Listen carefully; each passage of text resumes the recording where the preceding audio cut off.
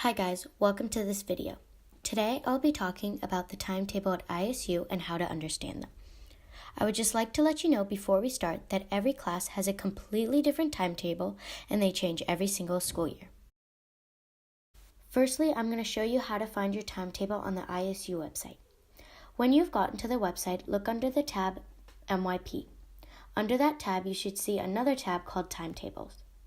When you click on Timetables, that is where there will be a link. If you click on the link, it will lead you to a website which have all of the timetables.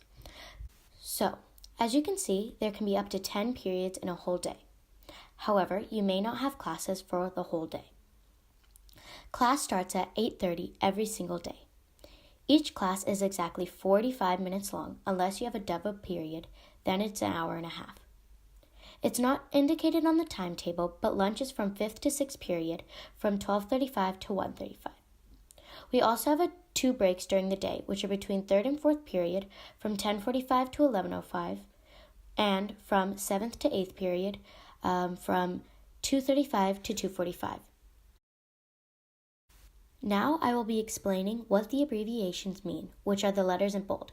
These are the subjects of the classes. So here are the list of the classes you'll be taking and what the abbreviations mean. Some of them are pretty self-explanatory, but I still go over them.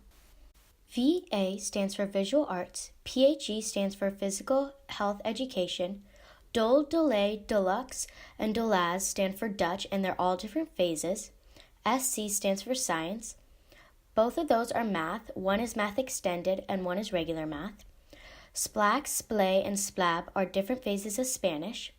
DES stands for Design, DR stands for Drama, INS stands for Individuals and Societies, MN stands for Mentor Hour, NLA and NL stand for English and their different phases, MUS stands for Music. Now the last four are only for 10th graders, and they stand for PHY stands for Physics, BUS stands for Business, BIO stands for Bio, and CHE stands for Chemistry. So now we're going to go back to the timetable. We've already talked about what the bold abbreviations mean, so now we're going to move on to the 3 letters next to them. Those 3 letters stand for the teachers that will be teaching that class. It is basically just an abbreviation of their name. For example, Mr. Moody. It is the first letter of his first name and the 2 letters of his last name. It's different for every single teacher, though. However, you will meet your teachers during the first and second week of school, so it doesn't really matter. Next to the teacher is the room number. This is where the class will be held. If there is a G in front of it, that means it's in the secondary building. And if there is an ES in front of it, it means it is in the primary building. For example, this grade would have to walk from the primary building to the secondary building. Normally, teachers give you at most 5 minutes to walk from one building to another. Now moving on to free periods. You have a free period every time you don't have a class. Let's say you're not in one of these Spanish phases. You would have a free period during this time.